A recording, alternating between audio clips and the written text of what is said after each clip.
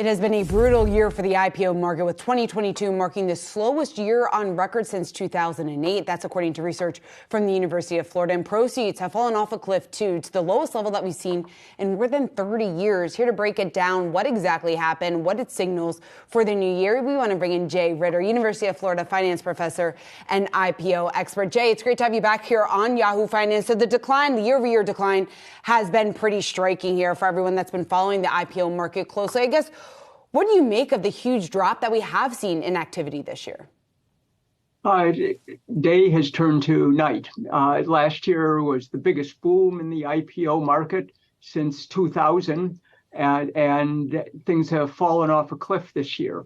The stock market is down, but interest rates are up. But even more importantly, the valuations on growth companies collapsed, a major reset. That affected lots of IPOs. Last year, that was one of the things driving the big activity. The high valuations a lot of the companies were able to get told them now's a great time to go public. And with this reset in valuations, lots of them said, well, we missed the window last year. Well, I'm looking at one of your stats here.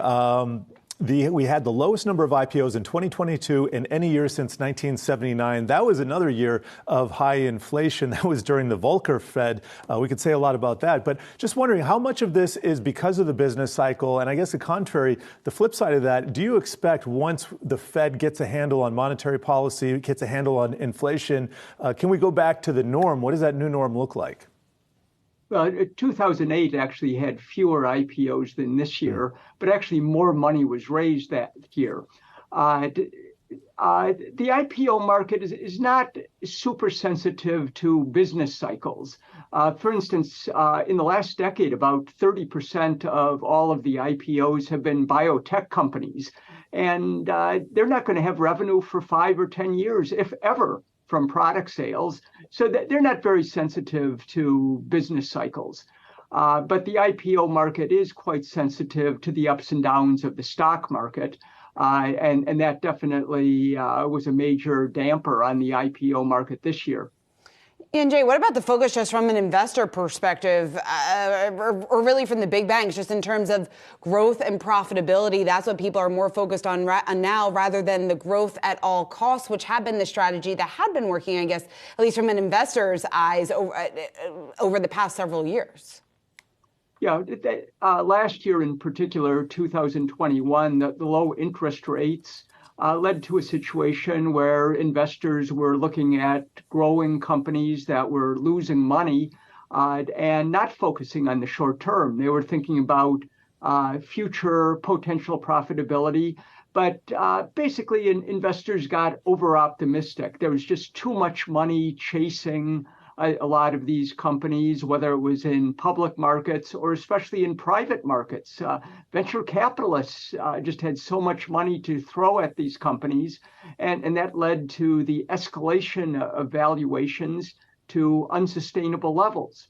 It wasn't as bad as it was back in the internet bubble of 99 and 2000, but in retrospect, 2021 was approaching those levels in terms of the optimistic valuations being put on a lot of young, money-losing growth companies. We saw this year almost the death knell of the SPAC market, that's special purpose acquisition companies. This was maybe a loophole, an area of the law where they could skirt certain requirements in terms of forward disclosures, or they were limited by the IPO market in terms of the forward disclosures they could make. And now that loophole has been closed. We haven't seen a lot of activity in SPACs, almost nothing this year. Wondering if that chapter is closed on this market or if you expect a resurgence. Well, it's temporarily closed, but this year 101 mergers occurred where a private company did go public by merging with a SPAC, and that's the second largest number ever. Only the previous year, 2021, had seen more than that. But all of the trends are down.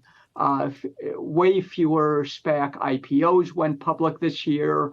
lots of the SPACs that went public the last 2 years that had not found a deal yet or not completed a merger are instead liquidating. And in fact, this month, before some tax law changes, there's a rush to liquidate. Already 80 SPACs have said, we're giving money back to investors. We're giving up on trying to find a merger partner. All right, we got to leave it there. But did you have one more? We're going to leave it there. Thank you for that, Jay Ritter.